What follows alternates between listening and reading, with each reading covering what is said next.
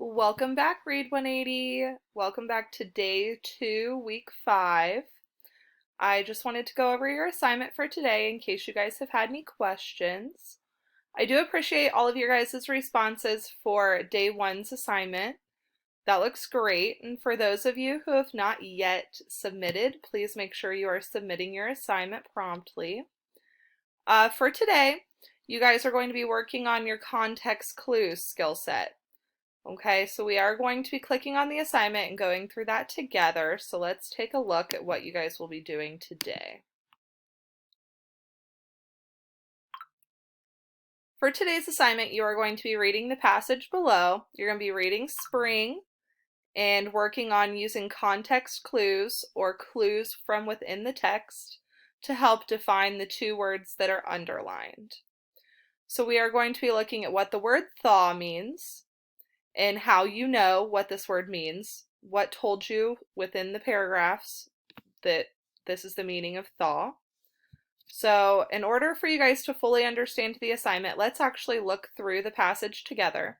I will be reading it to you, and then I will leave the questions up to your guys' discretion, okay? Spring.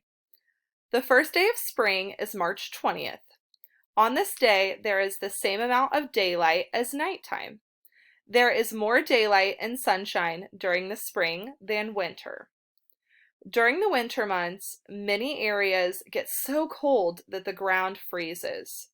Therefore, plants stop growing. During the spring, the frozen ground will thaw because of the extra sunlight. The flowers will begin blooming again. During this winter, it is hard for animals to find food and stay warm.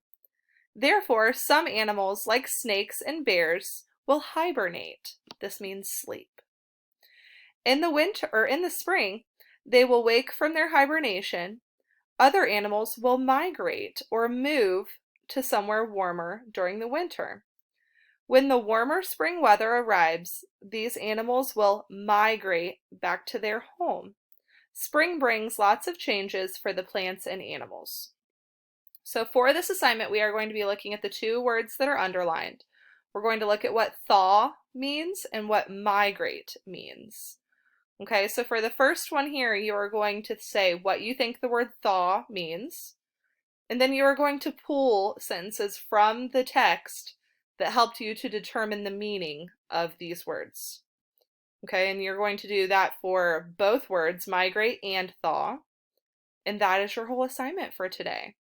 I want you guys to kind of really work hard on practicing your abilities to pull out context clues, because there are several clues within this passage that will allow you to define these two words.